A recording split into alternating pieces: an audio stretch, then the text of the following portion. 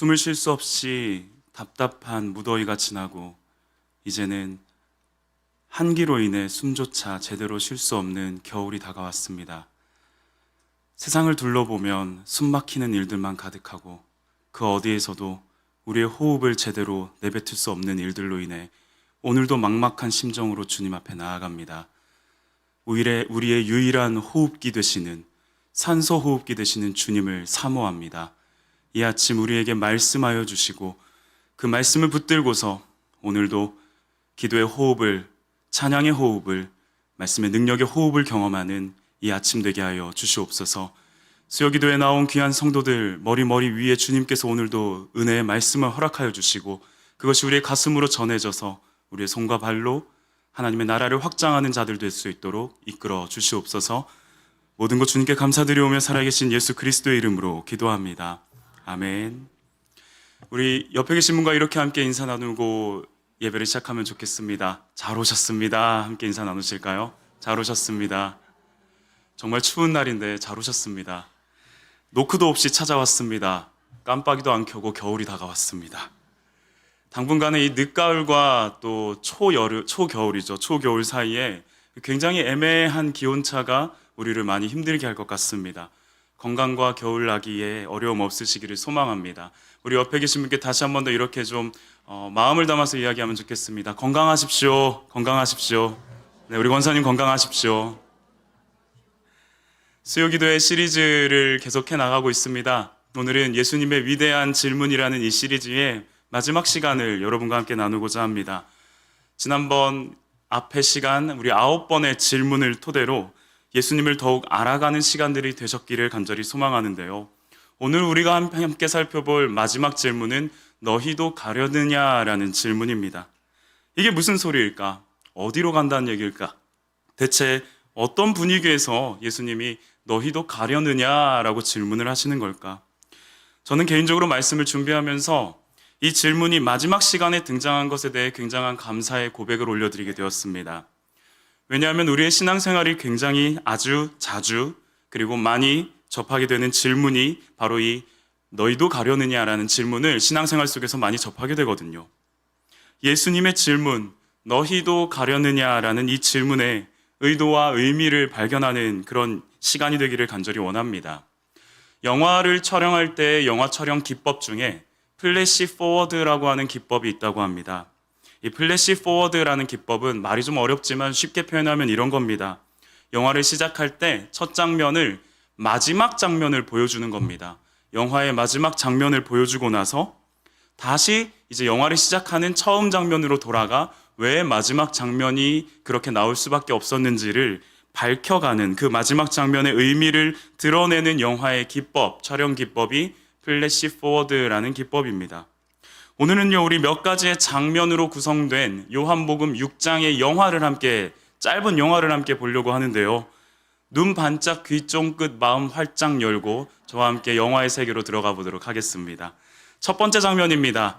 예수 그리스도와 12제자의 대화. 말씀을 함께 읽도록 할 텐데요. 요한복음 6장 66절에서 67절까지 말씀 두 구절이기 때문에 우리 한 목소리로 읽도록 하겠습니다. 함께 읽겠습니다. 그때부터 시작. 그때부터 그의 제자 중에서 많은 사람이 떠나가고 다시 그와 함께 다니지 아니하더라. 예수께서 12제자에게 이르시되 너희도 가려느냐. 66절과 67절 말씀은요, 우리가 오늘 살펴보려는 장면의 마지막 장면입니다. 분위기를 한번 생각해 보시면 이런 분위기입니다. 정막이 흐르는 아주 깔려있는 분위기. 무슨 이유에서인지 많은 사람들이 예수님을 떠났고 다시는 그와 함께 다니지 않았다라고 66절은 기록하고 있습니다. 예수님 주위로 12명의 제자만 남은 상황입니다.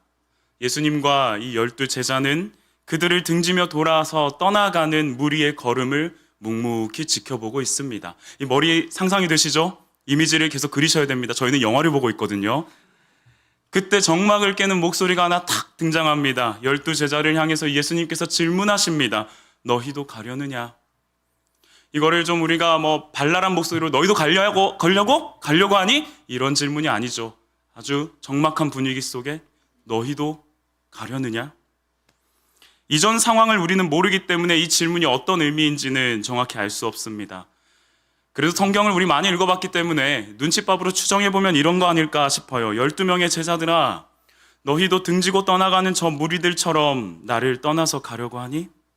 자, 여기서 이 사건의 시작이 되는 장면으로, 처음 장면으로 우리 이동하도록 하겠습니다. 두 번째 장면입니다. 화면을 보고 함께 읽도록 하겠습니다. 화면을 보고 읽어야 되는데요. 장면 2 함께 읽겠습니다. 시작. 엄청난 인파에 둘러싸인 예수. 요한복음 6장 1절과 2절 말씀입니다. 그 후에 예수께서 디베랴의 갈릴리 바다 건너편으로 가심에 큰 무리가 따르니 이는 병자들에게 행하시는 표적을 보았음이러라. 이거 완전히 다른 분위기의 장면입니다. 셀 수 없는 사람들의 행렬이 예수님의 걸음을 뒤쫓고 있습니다. 도대체 왜 예수를 뒤쫓아왔을까? 화면을 띄워주시기 바랍니다. 2절에서 힌트를 발견할 수 있는데요. 이렇게 나와 있습니다. 큰 무리가 따르니 이는 병자들에게 행하시는 표적을 보았음이러라. 병자들에게 행하시는 예수 그리스도의 표적을 보고서 큰 무리가 무리지어서 지금 예수 그리스도를 따라오고 있습니다. 우리가 살펴보진 않았지만 앞서 요한복음 4장 후반부 4장 43절부터 54절까지는 왕의 신하의 아들을 말씀으로 예수께서 고치시는 표적이 등장합니다. 그리고 바로 이어서 요한복음 5장 1절부터 8절까지는 우리가 너무나도 잘 알고 있는 표적이죠. 베데스다 못에서 38년 된 병자를 일으키시는 표적이 등장합니다. 수많은 무리가 예수를 따르는 이유가 단순합니다. 병자들의 병을 고치시는 표적을 보았기 때문이라고. 다시 한 번 더 상상해 보겠습니다. 젊은 청년 하나를 둘러싸고 엄청난 인파가 지금 그를 뒤쫓고 있습니다. 다들 설렘과 기대가 가득한 눈빛입니다. 또 뭘 볼 수 있을까? 도대체 저 청년은 어떤 사람이기에 이런 일이 가능하게 된 것일까? 예수를 둘러싼 무리는 온갖 대화들로 시끌시끌합니다. 처음 장면, 우리가 앞에서 살펴봤던 그 처음 장면, 모두가 다 떠나가고 정막만이 가득했던 그 장면과는 사뭇 너무나도 다른 분위기입니다. 그런데 여기서 이 모인 무리 모두를 흥분하게 만드는 엄청난 이벤트가 발생합니다. 세 번째 장면입니다. 오병이어의 표적을 보이신 예수. 말씀은 요한복음 6장 11절에서 13절까지 말씀입니다. 한 절씩 교독하도록 하겠습니다. 제가 먼저 읽겠습니다. 예수께서 떡을 가져 축사하신 후에 앉아있는 자들에게 나눠주시고 물고기도 그렇게 그들의 원대로 주시니라. 그들이 배부른 후에 예수께서 제자들에게 이르시되 남은 조각을 거두고 버리는 것이 없게 하라 하시므로. 함께 읽습니다. 이에 거두니 보리떡 5개로 먹고 남은 조각이 12바구니에 찼더라. 아멘. 허허벌판 빈들에서 오래도록 굶주린 무리를 예수님께서 보시며 긍휼히 여기십니다. 어떻게 이 일을 해결할 수 있을까 제자들에게 묻지만 제자들은 계산만 할 뿐입니다. 그때 예수님에게로 한 아이가 도시락을 가지고 오지요. 우리가 알고 있는 그 물고기 2마리와 보리떡 5개. 이 도시락을 가지고 성인 남성만 5,000명, 그 당시 학자들이 계수에 포함되지 않는 여성과 아이들, 노인들까지 포함시키면 대략 추산하기로 2만 명 정도를 먹이셨다라고 합니다. 말도 안 되는 일이 벌어졌습니다. 그러자 무리가 두 가지로 반응을 합니다. 첫 번째 반응은 14절입니다. 이는 참으로 세상에 오실 그 선지자라. 이는 참으로 그 세상에 오실 선지자라. 사람들은요, 아마도 구약의 이스라엘 백성이 광야 가운데서 하늘의 만나를 먹은 사건과 오병이어를 연결하고 있는 것 같습니다. 그래서 아마도 이 참으로 세상에 오실 그 선지자라라는 표현은 모세를 이야기하는 것 같습니다. 그리고 나서 이어지는 15절 말씀입니다. 사람들은 이렇게 반응합니다. 억지로 붙들어 임금으로 삼으려고. 모세와 같은 이가 나타났다. 병든 자들을 고치는 것뿐만 아니라 하늘에서 만나와 같이 음식이 계속 늘어난다. 12바구니에 가득 차고 또 남아있다. 그러자 그들의 반응은 억지로 예수를 붙들어 임금으로 삼으려고 합니다.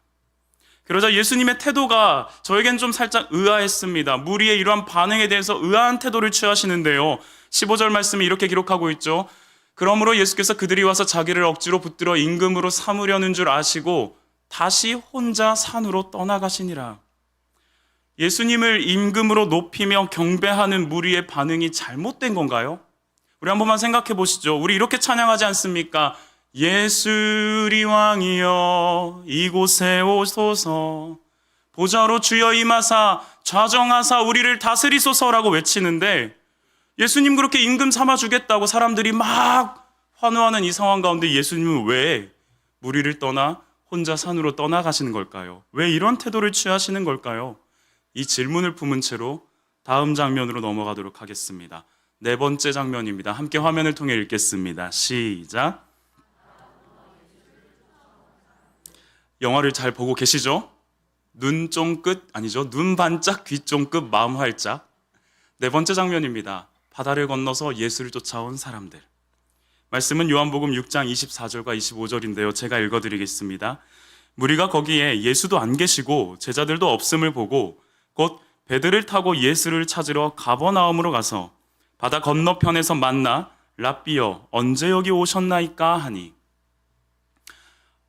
분위기가 많이 바뀌는 장면입니다. 영화의 장르로 치자면 여기서부터는 약간 좀 공포 스릴러의 장면이라고 생각하시면 좋겠습니다. 약 2만 명이 넘는 사람들이 예수를 찾겠다고 지금 혈안이 되어 있습니다. 가버나움에 계신다는 소식을 듣고서 2만 명이 넘는 사람들이 배를 타고 가버나움으로 총출동합니다. 그러면서 예수님을 만나고 이렇게 질문합니다. 이런 분위기예요. 언제 여기 오셨어요? 우리 임금 대주셔야죠. 여기 지금 왜 계시는 거예요? 어서 돌아가서 우리를 좀 다스려 주세요. 오늘날 그 스토킹 범죄와 같은 뉘앙스가 물씬 풍겨나는 장면입니다. 그 상황 가운데 예수님께서 이들을 직설적으로 고발하시는데요. 26절 말씀에 이렇게 얘기합니다. 너희가 나를 찾는 까닭은 표적을 본 까닭이 아니요 떡을 먹고 배부른 까닭이로다. 다시, 너희가 나를 찾는 것은 표적을 본 까닭이 아니요 떡을 먹고 배부른 까닭이로다. 예수님은 무리들이 2만 명이 넘는 무리들이 자신을 찾는 이유에 대해서 이렇게 두 가지로 고발합니다. 너희가 표적을 본 것이 아니다. 그저 떡을 먹고 배가 불렀기 때문이다. 우리가 여기서 살펴봐야 할 지점이 하나가 있습니다. 잘 아는 부분이지만 한번 짚고 넘어가도록 하겠습니다. 요한복음에서의 표적과 그 기능에 대해서 알아봐야 합니다. 요한복음은 독특하게도 기적이라고 말하지 않고 표적이라는 표현으로 여러 사건들이 등장하고 있습니다. 이 표적이라고 하는 것은 하나님의 권능을 나타내는 사건이나 경험을 의미할 때 표적이라는 표현을 씁니다. 요한이라는 사람은 예수님을 설명하는 이 요한복음에서 표적이라는 단어를 쓴 목적을 이렇게 밝힙니다. 예수님이 하나님의 아들이라는 것을 드러내기 위함이다. 예수님이 어떤 분이신지를 드러내기 위함이다. 예수님이 어떤 분인지를 밝히는 장치로서 결국 예수님은 하나님의 아들이고 하나님이라는 사실을 드러내는 장치로서 표적을 사용하고 있습니다. 그런데 예수님께서 이렇게 고발합니다. 너희가 표적을 본 까닭이 아니다. 너희가 나를 찾아온 것은 내가 보여준 표적을 통해서 내가 하나님의 아들이라는 것을 너희가 보고 믿은 까닭이 아니다. 그저 표적을 일으키는 장치로서 떡 먹고 배부름을 경험했기 때문이다. 썩을 양식 때문이지 영원한 양식 때문에 나 쫓아온 거 아니잖아. 사람의 중심을 아시는 하나님이시기 때문에 예수님은 자신을 임금 삼으려고 하는 무리의 의도를 곧바로 파악하셨습니다. 이들은 나를 자신들의 배부름을 위한 수단으로 삼고 있구나. 예수님이 손가락으로 당신이 하나님의 아들이라는 사실을 가리키고 있는데 이 득실되는 무리는 온통 이 손가락에만 집중하고 있는 겁니다. 병고침과 배부름이라는 손가락에만 관심을 갖고 있는 겁니다. 우리의 신앙생활은 지금 무엇을 바라보고 있습니까? 매주 예배를 드리고 수요기도에 엎드리며 금요기도에서 부르짖는 이유는 무엇 때문입니까? 표적을 본 까닭입니까? 예수가 하나님의 아들이심을 믿고 하나님의 아들이신 그분만을 구하고 의뢰하기 위함입니까? 아니면 떡을 먹고 배가 불렀기 때문입니까? 아니면 떡만을 구하고 배부름만을 구하기 위함입니까? 내가 무엇을 두고 기도하고 있는지는 예수를 임금 삼으려는 이유에 대해서 표적을 본 까닭인지 아니면 떡을 먹고 배가 불렀기 때문인지를 가늠한다고 합니다. 이제 그 두려운 장면을 목격하는, 아주 많이 목격하게 되는 시기가 도래했습니다. 두 가지의 두려운 장면이 저에게는 목격될 것입니다. 매년 그래왔습니다. 첫 번째 장면은 부모의 신앙의 울타리에 갇혀있던 자녀들에게 자유가 보장되는 시기입니다. 성인의 자유가 없었던 우리 자녀들은 그동안 숨죽이며 이날만을 기다려왔습니다. 이제는 당당히 그들은요, 여러분들 앞에 종교의 자유를 외치면서 부모의 신앙과는 다른 선택을 존중해달라고 으름장을 놓을 것입니다.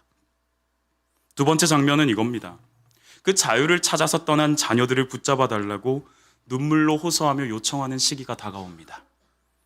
많은 부모님들이 목회자들을 향해서, 그리고 저를 향해서, 또 특별히 청소년부서나 대학부를 담당하는 교육자들을 향해서 자녀를 신앙의 울타리로 붙잡아 달라고 요청합니다. 그런데 가만히 이야기를 듣고 보면 그동안 학업 때문에 대학은 가야 하니까 학원 시간에 맞물려서 어쩔 수 없었다고 주일에 교회에 못 나왔던 친구들입니다. 이제 대학도 가고 성인이 되었으니 교회에서 붙잡아 달라는 요청이 쇄도하는 시기, 그 두려운 시기가 저는 도래하고 있다고 생각합니다. 자녀들은 그동안 우리에게서, 그리고 우리의 신앙에게서 무엇을 보았던 것일까요? 바라기는 우리의 자녀들이 표적을 통하여 예수가 하나님의 아들이심을 그대로 증거하는 부모의 신앙이 되기를, 그 신앙을 바라보기를 소망합니다.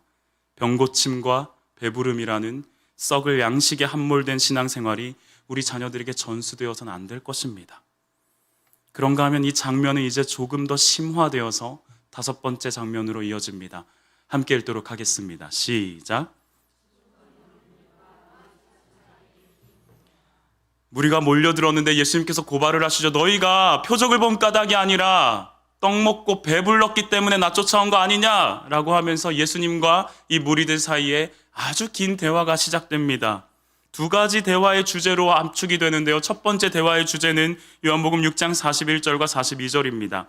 자기가 하늘에서 내려온 떡이라 하심으로 유대인들이 예수에 대하여 수군거려 이르되 이는 요셉의 아들 예수가 아니냐. 그 부모를 우리가 아는데 자기가 지금 어찌하여 하늘에서 내려왔다 하느냐. 예수님께서 당신을 계시하십니다.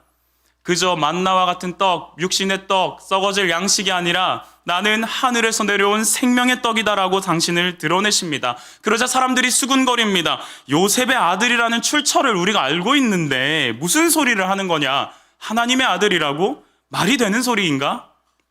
그들은 불과 얼마 전까지 병고침과 배부름이라고 하는 이 표적을 보았음에도 불구하고 예수님의 자기 계시를 받아들이지 못하고 있습니다. 도리어 다른 표적을 보여달라고 끊임없이 반복하며 요청할 뿐입니다. 그런가 하면 수군거리는 무리와 예수님 사이에서의 두 번째 대화의 주제는 요한복음 6장 52절과 53절에서 드러납니다. 52절을 제가 읽고 53절을 성도님들이 읽어주시면 감사드리겠습니다. 그러므로 유대인들이 서로 다투어 이르되 이 사람이 어찌 능히 자기 살을 우리에게 주어 먹게 하겠느냐.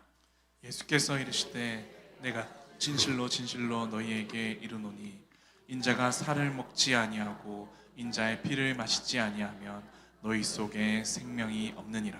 아멘. 예수님께서 앞서는 나는 하늘에서 내려온 생명의 떡이다 라고 당신을 계시하셨다면 이제는 생명인 떡인 나를 먹으면, 나를 받아들이면 너희는 영생할 것이다 라고 말씀을 하십니다. 당신을 그렇게 또한 계시하십니다. 그러자 사람들이 수군거리기 시작합니다. 식육이라니 어찌 저 사람의 저자의 살을 능히 우리가 먹겠느냐? 무슨 소리를 하고 있는 거야? 자기 살을 먹으라는 게 가당키라도 한 것인가? 영원한 생명의 떡으로서 성찬을 염두에 두신 예수님의 의도를 알지 못하는 무리의 반응입니다. 여기서 우리는 잠깐 요한복음 6장을 바라보면서 이 키워드를 가지고 해석하지 않으면 풀리지 않는 하나의 키워드가 있어서 여러분과 함께 나누고 나아가고자 합니다. 바로 유월절이라는 키워드입니다. 요한복음 6장 4절은 이렇게 기록되어 있습니다. 마침 유대인의 명절인 유월절이 가까운지라. 요한복음에는 3번의 유월절이 등장합니다. 처음 등장하는 것은 2장입니다. 성전을 청결케 하시는 장면 속에서 예수님이 이렇게 말씀하십니다. 이 성전을 헐어라. 내가 사흘 동안 일으키리라. 이 말씀 우리가 잘 아는 바와 같이 성전된 자신의 육체를 가리키시는 말씀입니다. 당신이 받으셔야 할 고난과 그 고난 끝에서의 맞닥뜨려야 될 죽음, 그리고 그 죽음 이후의 부활에 대한 당신을 계시하는 장면이 첫 번째 유월절의 요한복음의 이유입니다. 두 번째 유월절에서 오늘 우리가 본문을 보고 등장하고 있는 이 오병이어와 하늘의 떡을 비교하는 6장의 장면입니다. 내 살을 먹고 내 피를 마시는 자는 내 안에 거하고 나도 그의 안에 거한다 라는 말씀을 하시면서 결국 예수 그리스도의 죽음의 결과로 찢겨지고 쏟아지는 살과 피, 오직 이 사건만이 믿는 자들을 영생으로 이끈다라고 하는 당신을 계시하시는 장면이 두 번째 유월절을 통한 요한복음, 요한의 의도입니다. 그렇다면 마지막은요, 요한복음 19장입니다. 유월절에 실제로 예수께서 십자가에 못 박혀 죽으시는 장면이 등장합니다. 이제는 죽음의 사자가 영원히 건너뛰게 될 희생 제물로서의 당신이 그 어린 양이다라는 것을 계시해주고 있는, 아니 그냥 눈앞에서 십자가의 죽음으로 보여주고 있는 장면이 마지막 세 번째 유월절 요한복음 19장의 의도입니다.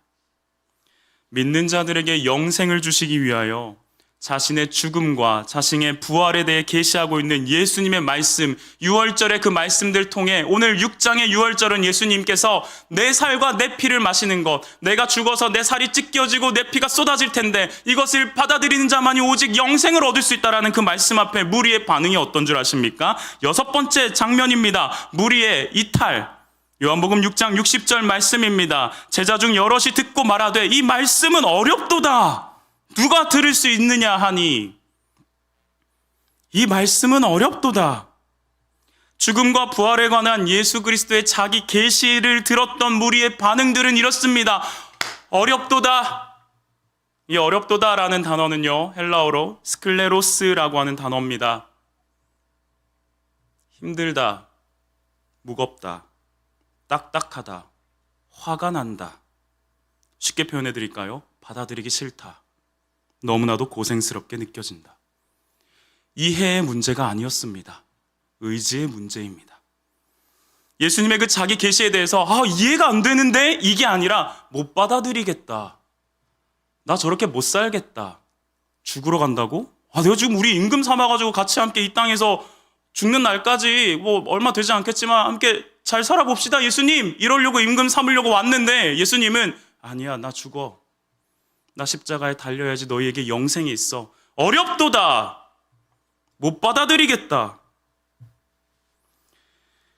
혹시 우리도 하나님의 말씀을 이해의 문제가 아니라 의지의 문제로 거부하고 있는 것은 아닌지 질문합니다. 저는 설교자로서 개인적인 고뇌가 있습니다. 적당히 쉬운 말과 표현, 요즘 유행하는 그 탕후루와 같이 달콤하고 듣기 좋은 이야기들, 오늘날처럼 모두가 힘들고 어렵다는 시대에 본문과는 상관없는 위로와 격려의 메시지만을 전달하고픈 유혹들이 있습니다. 그런 유혹에 휩싸여서 말씀을 준비하다 보면 저 스스로 어렵도다를 외치며 던져버리고 싶은 순간이 한두 번이 아닙니다. 보아하니, 하나님 이 말씀 보아하니 또 나보고 희생하라는 거잖아요. 또 손해보라는 거잖아요. 또 말도 섞기 싫은 관계를 향해 손 내밀고서 더 나아가 사랑하라는 거잖아요. 어렵도다. 하기 싫어요. 어렵도다. 그랬더니 그 결과가 오늘 본문 66절이라는 사실에 주목하게 됩니다. 그때부터 그의 제자 중에서 많은 사람이 떠나가고 다시 그와 함께 다니지 아니하니라. 병고침과 배부름만을 추구하면서 쉽게 가려는 나를 향해 오늘 예수님의 모습은 말 그대로 처절한 상태입니다. 예수님은 자기를 임금 삼으려는 사람들에게, 추종자들에게, 팬들에게 앞으로 자신이 가야 할 길을 적나라하게 제시하십니다. 그 길은 고통과 고난의 길이야. 신음과 괴로움에서 채워질 수밖에 없는 십자가의 길이야. 마지막 장면입니다. 그리고 우리가 처음 찾아봤던 그 첫 장면이기도 합니다. 예수와 12제자의 대화. 말씀을 다시 읽겠습니다. 요한복음 6장 67절 말씀입니다. 함께 읽겠습니다. 시작. 예수께서 12제자에게 이르시되 너희도 가르느냐. 예수께서 12제자에게 이르시되 너희도 가려느냐. 다시 첫 번째 장면이자 마지막 장면으로 돌아왔습니다. 고난의 길, 십자가의 길을 말씀하시는 예수님 주위에 남은 것은 12명의 제자뿐입니다. 그 중에서도 한 명은 가룟 유다입니다. 무리를 향해서 설교를 한번 했는데 2만 명 중에 19,988명이 등 돌리고 떠나갔습니다. 내가 기대한 것과 다르다고, 나는 그렇게 못 살겠다고, 임금 삼고서 병고침과 배부름을 이 땅에서 넉넉히 누리면서 살고 싶은데 십자가는 무슨 십자가냐고. 그렇게 가룟 유다를 포함하면 19,989명이 예수를 등지고 떠나갔습니다. 그때 물으시는 예수님의 질문입니다. 너희도 가려느냐? 우리는 매일 성경을 통해 욥기를 묵상하고 있습니다. 욥기에서 사탄이 하나님께 고발하는 내용은 이렇게 등장합니다. 욥기서 1장 9절 말씀입니다. 화면을 통해 함께 읽도록 하겠습니다. 시작. 사탄이 여호와께 대답하여 이르되 욥이 어찌 까닭없이 하나님을 경외하리이까. 사탄의 고발 내용은 이렇습니다. 욥이 어찌 까닭없이 하나님을 경외하리입니까? 하리이까?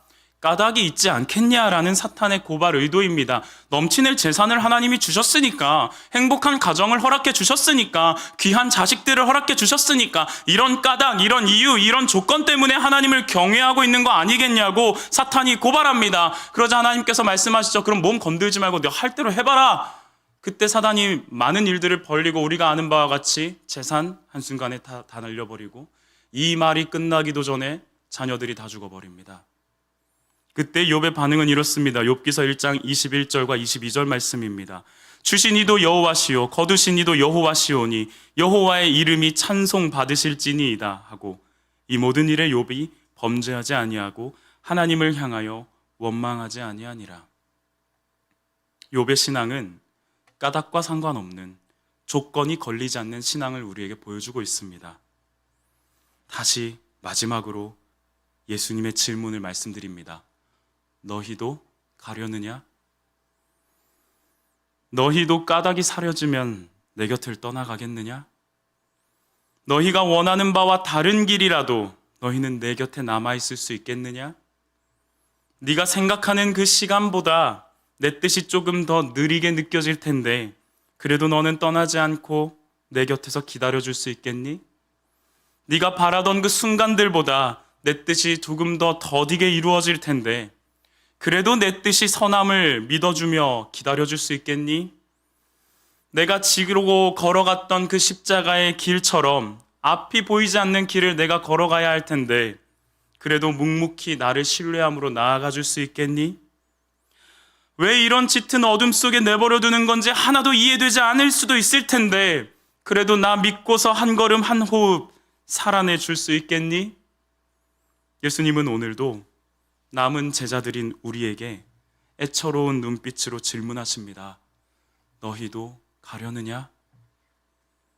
이 질문 앞에 까닭과 조건, 병고침과 배부름의 이유가 아니라 예수님 한 분만을 바라보며 그분만을 의지하고 그분만을 사랑하겠다고 고백하는 우리의 결단이 있기를 간절히 소망합니다.